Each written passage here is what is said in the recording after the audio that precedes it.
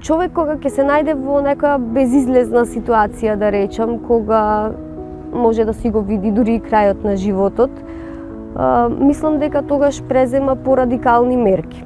Ова е Ивана која боледува од многу ретка болест. Но дали некогаш сте се запрашале како е да се биде во нејзина кожа?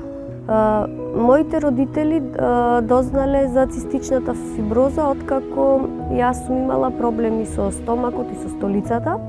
Цистична фиброза ми е диагностицирана од 2 месеци како бебе. Меѓутоа, што всушност значи она најстрашната слика, што значи цистична фиброза, разбрав некаде крај на основно, почеток на средно, бидејќи прочитав дека животниот век на пациенти со цистична фиброза е околу 20, максимум 30 години. Некои успеваат да завршат средно, некои не успеваат ни да запишат факултет. И тогаш советот кој го добив од моите родители беше дека не е толку важен квантитетот, годините, туку е многу поважен квалитетот на живот.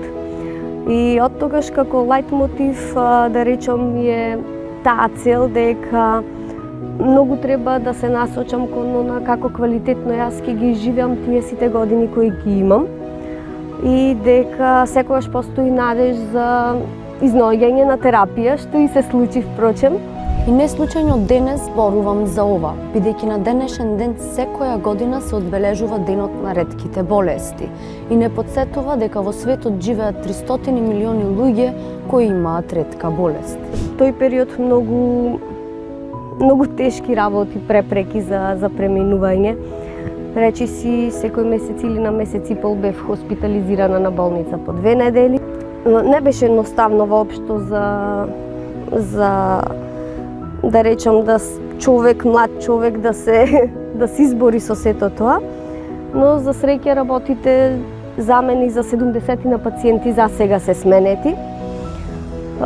Очекуваме да се приклучат сега да ја намалат и старосната граница на пациенти кои можат да примат модулатор и да вклучат или од 6 или од 2 години. Со преку 6000 познати ретки болести, повеќето пациенти се соочуваат со години на погрешна диагноза. Во Македонија имаме многу ретки болести кои на различен начин се диагностицираат. Се надевам дека ќе се изнајдат начини што полесно да е тој трансфер да се прави за сите пациенти и да се најде нормално најбезболното решение во такви тешки ситуации. Мислам дека ако доволно се зборува за одредени состојби, одредени болести, како што е цистична фиброза и други ретки болести, ќе се подкрепва свесноста за истите и луѓето ќе добиваат многу повеќе информации како ако е нешто видливо сами да го препознаат или да се упатат на правото место за соодветна и терапија и диагноза. А што е со вас? Дали и вие сте имале некое слично искуство?